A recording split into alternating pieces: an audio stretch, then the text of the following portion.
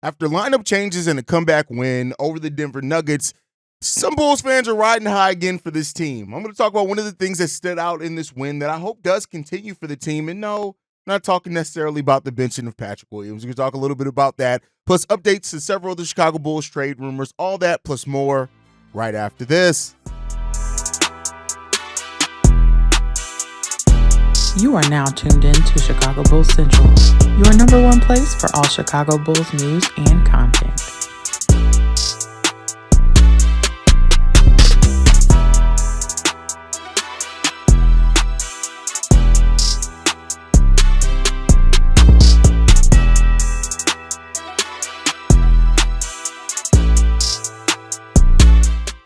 What's going on, Bulls fans? Welcome to another episode of Chicago Bulls Central, your number one spot for everything Chicago Bulls related. I'm the host, Hayes, but more importantly, you guys can follow the channel at Bulls Central Pod on every social media platform we happen to be on. With that said, let's go ahead and get into this content for today, y'all. And yeah, man, hey, the Bulls got to win over the Denver Nuggets. I mean, it's just always that the Bulls get a wild win, an unexpected win, whatever it is, after losing. It just, that's just the Chicago Bulls way.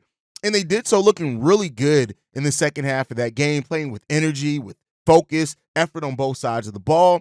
A really solid game overall and a fun game, I would say, from the Chicago Bulls to watch. As a fan, it was just a really fun game to watch. And you got to appreciate that when you see your team go out there and give effort, especially for a team that just unfortunately doesn't always give the amount of effort. One of the things that stood out in this game, and kind of the thing I want to focus on, if you want a more analysis and breakdown of the game itself, go to the post-game show we had yesterday. But I want to talk about some of the performances of the young Bulls players that really stood out in this game. And yeah, one of those guys was Patrick Williams. I mean, you can't deny that Patrick Williams coming off the bench had a solid game, especially for how Patrick Williams has been playing as of late. 11 points, 8 rebounds, 3 assists. He played really, really well. He had a team high plus 16 as well when he was in there. And more so than anything that I could describe her, which you got to go and watch the game, Patrick Williams was actually aggressive.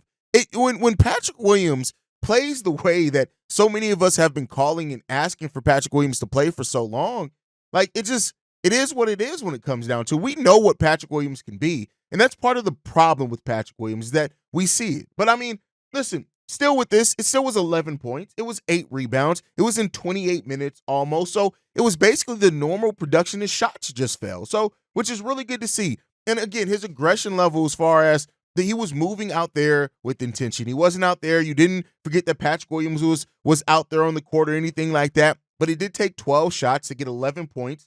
He was 1 of 5 from three-point range. He also chipped in 3 assists, 1 steal. He had a solid night to Patrick Williams.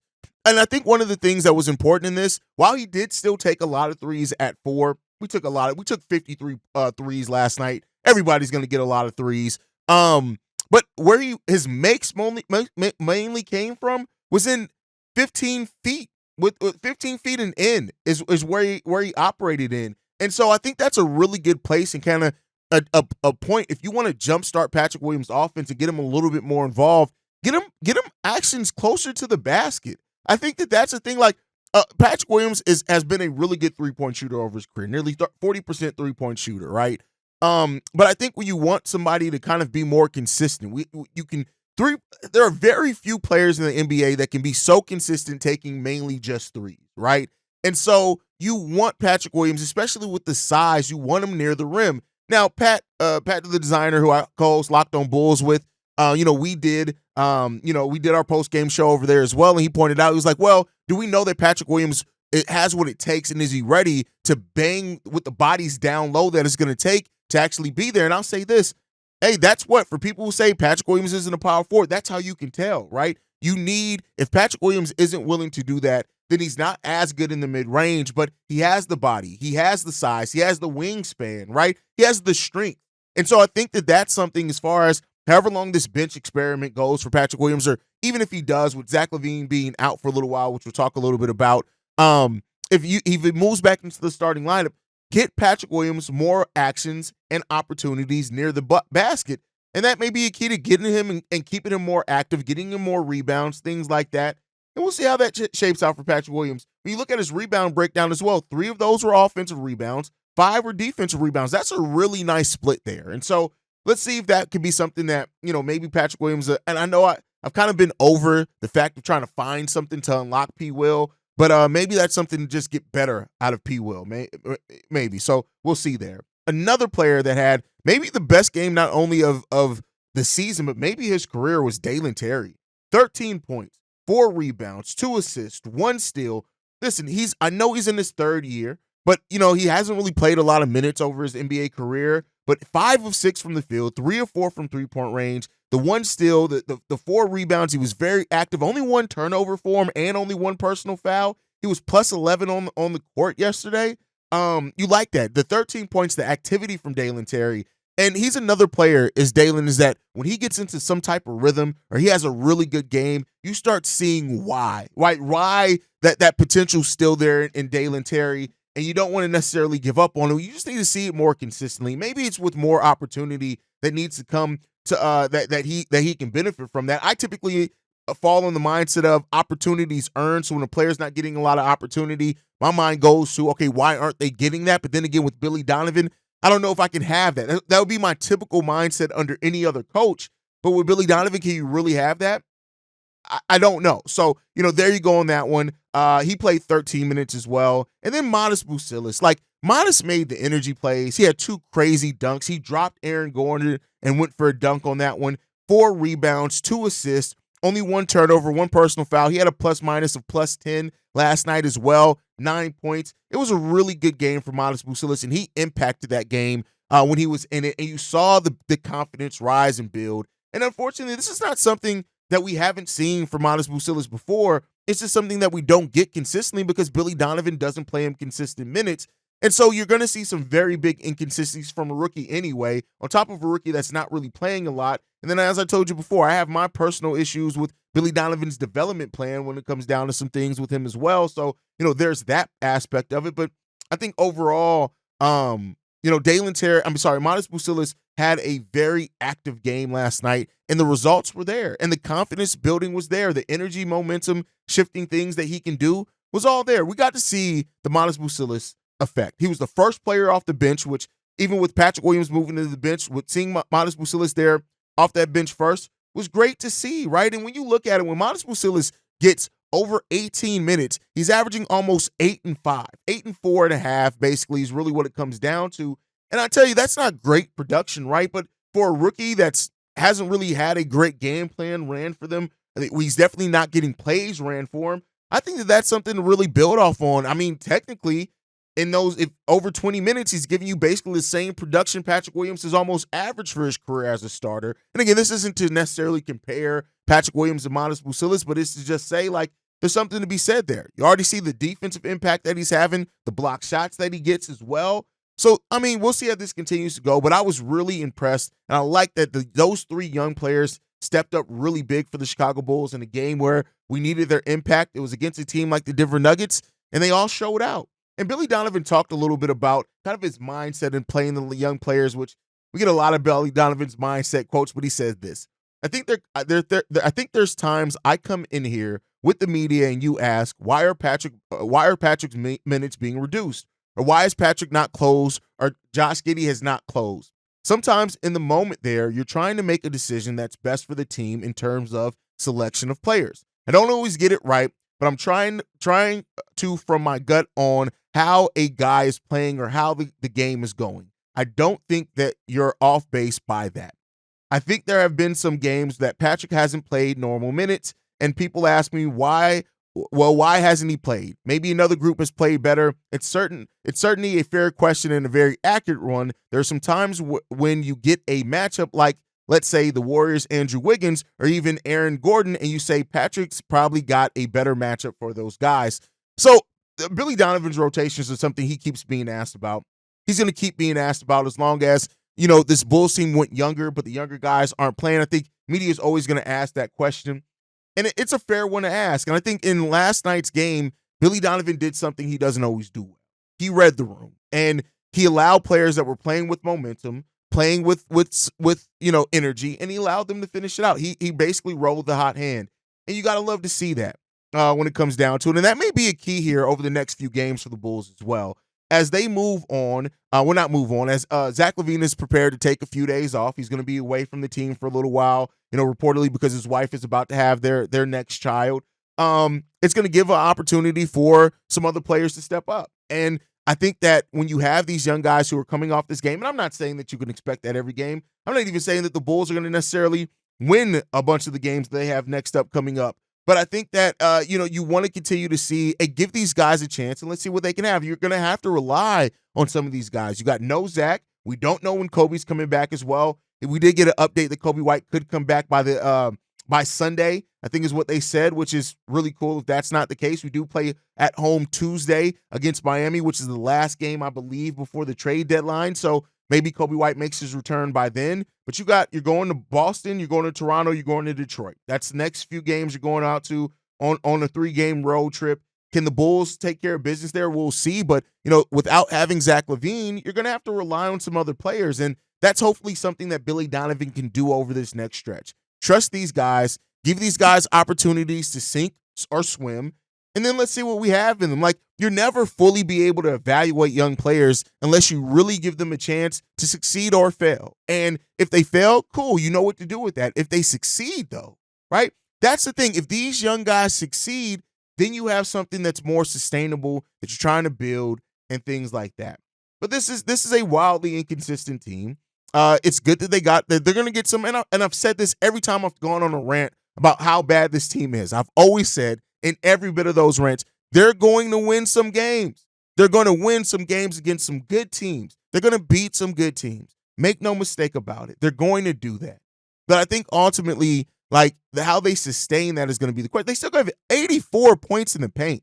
And if they did not have the hot shooting night that they had last night, they would have lost that game giving up that amount of points. But they're able to overcome that point differential in the paint with creating a point differential in 3-point shots, scoring over 50 points more from the 3-point line than the Denver Nuggets did. And so they're going to need that. We'll see how it is. It's good that these young guys stepped up in varying ways. And now we get to see what Billy Donovan does with the lineup, because you bench Patrick Williams a game before Zach LaVine's going to be away for a while. So does P. Will move back into the starting lineup, or does another guy get an opportunity and you get to see a different mix of players over how many games Zach LaVine's going to be out?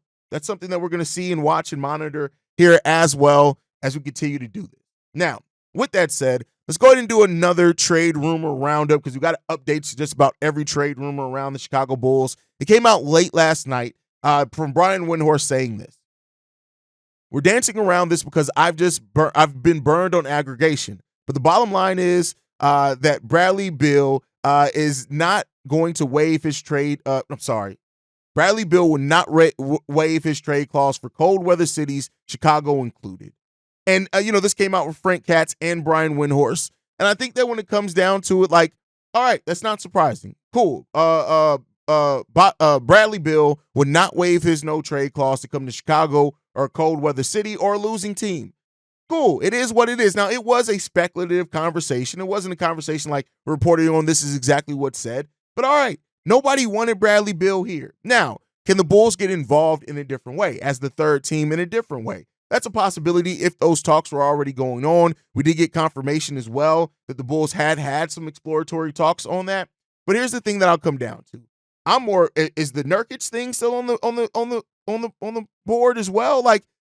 Listen, nobody in Chicago wanted Bradley Beal here. Nobody did. There were some people who even got some weird voicemails of could Bradley Beal provide a spark? But I think overall, most Bulls fans did not want Bradley Beal here anyway. I think they saw that the most people that looked at that trade and tried to find something positive out of was the reported first-round picks. That's, I think, where most people were trying to find it. But is Bradley Beal as a player, nobody wants you here, bruh. And so nobody's upset by that. So, Bradley Beal not coming here, not being willing to waive his trade clause to come to Chicago, maybe it saved the Bulls from making a bad decision and a bad deal. Not mad at that. I had said that before many times. I didn't think that deal was going to happen. We didn't want it happening anyway, so it is what it is there. Next up, multiple teams have called on Lonzo Ball. The Clippers, Heat, Hornets, Lakers, Magic, Pistons, and Timberwolves have all held exploratory talks with the Bulls centered around Lonzo Ball. And the value being right now is second-round draft capital. Now, especially after a game like last night, You see what Lonzo Ball is, and I understand that, it may be hard to get a first-round pick, but here's what I'm going to say. Most of these teams are playoff teams, meaning that their first-round pick is going to be towards the bottom. I think that with the way Lonzo Ball starting to play now and starting to shoot the ball again and starting to really get in groove, he's starting for the Chicago Bulls. He's probably going to be starting here for a little while as well while Zach LaVine is out. I don't know. Listen, I get it that the value second round. I understand why the value second round picks. If the Bulls only get a second round pick back for Lonzo Ball, or a couple of seconds, I think it has to be multiple seconds, I'm not mad. I'm not looking at that saying, oh my God, you did completely terrible. But I am looking at it and saying, well, did you ask for more? I just want to know, did you ask for more? Because Lonzo presents this, right? It's an interesting dual nature to Lonzo. Yes, you have the injury history. Even outside the knee, you have so much injury history with Lonzo Ball that it's right that any team would be a little bit concerned and hesitant to include anything meaningful for Lonzo. But then you also have the fact that they're getting Lonzo's bird rights. Some of these teams will not have cap space next year to sign him outright unless he's going to take a mid-level exception. And so by trading for him now, you free up still using your mid-level exception next year at the in the offseason to further add to your team if you want to. For the Clippers, team that has a high salary, that could be beneficial to them. A team like the Pistons, who has cap space right now that they don't have next year. So even if they could use the cap space now to kind of absorb Lonzo Ball while sending some things back and some, non-favorable deals rather than sign him in the offseason, where then you don't have that cap space in the offseason. You have to use a mid-level exception. So there's a lot of beneficial ways. The Timberwolves, you can get Lonzo Ball on the same team as Anthony Edwards. I don't care what other point guards they have there. You'd be enticed by that. So I like the teams. The teams all make sense here for Lonzo that are reportedly interested in him. And if the Bulls can get it, is what they can. Now, I understand why so many Bulls fans still want to see Lonzo stay here. He has a positive impact for the Bulls. He's a good player for the Bulls. But as I've said, this is all precedented by what we don't know. And we don't know what AK and Eversley plans are. And if they know that they are not going to bring back Lonzo Ball, you have to move. And that's really what it comes down to. This isn't about who he is or what he is on the court. This isn't even necessarily just about his injury history. It's about the fact of, if they know that they are not willing to give Lonzo Ball the type of money that he could command, that they're just not willing because of either the place of the franchise, the injury history, whatever it is, then at some point you gotta try to get back the value that you can get back. And I think I'm not mad at the Bulls for if they understand that and they finally move in a way where it's like, we know we're not bringing this guy back. Let's get something in return for him so we're not losing another asset that has some value for absolutely nothing. So I'm not necessarily mad at that. The last update that we have here is Nikola Vucevic, that the Warriors are not willing right now to offer a first-round pick for Nikola Vucevic, which has left the conversation with the Chicago Bulls at a stalemate, as the Warriors are only willing to offer second-round draft pick capital. Now, I'm of the mind of that Vooch is worth a first-round pick. I know that some Bulls fans disagree with that. That's fine. I think that the production of Vooch, regardless of how flawed Vooch is, the production that Vooch brings, he's worth a first-round pick. Now, here's to say, should the Bulls come down off their value and asking price?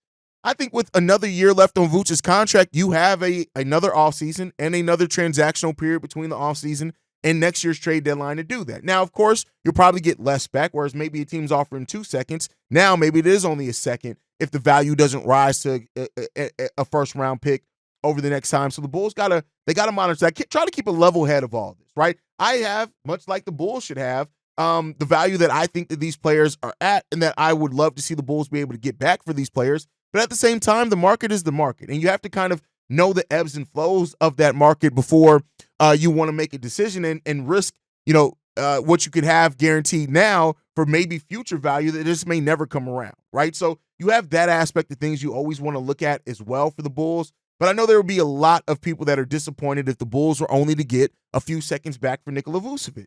And then Vooch goes on to help the Warriors go on some long playoff run because he is perfect for that. I love the concept of Nikola Vucevic on that team. I do, right? But we're not in the business of helping teams just to help teams. The Bulls are trying to gain value back for these pieces. If the Bulls are just at a place to just sell off anything for low value, we would have had these deals done months ago.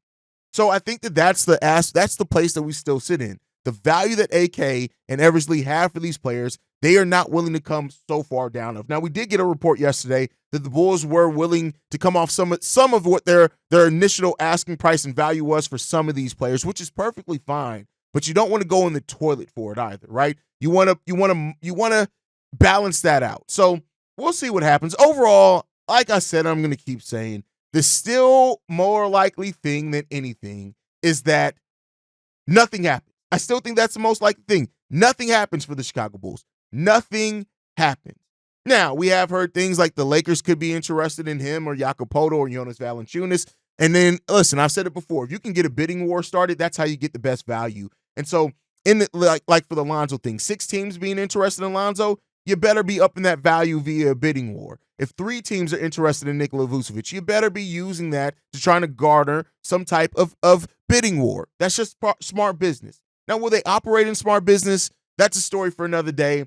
As we inch closer and closer to the trade deadline, we will see what this team has in store for us. I'm preparing you guys for nothing to happen. But if something does happen, I'd love to be wrong on that. And we'll see. We'll review it. We'll talk about it. And we'll see where we end up on the other side of that.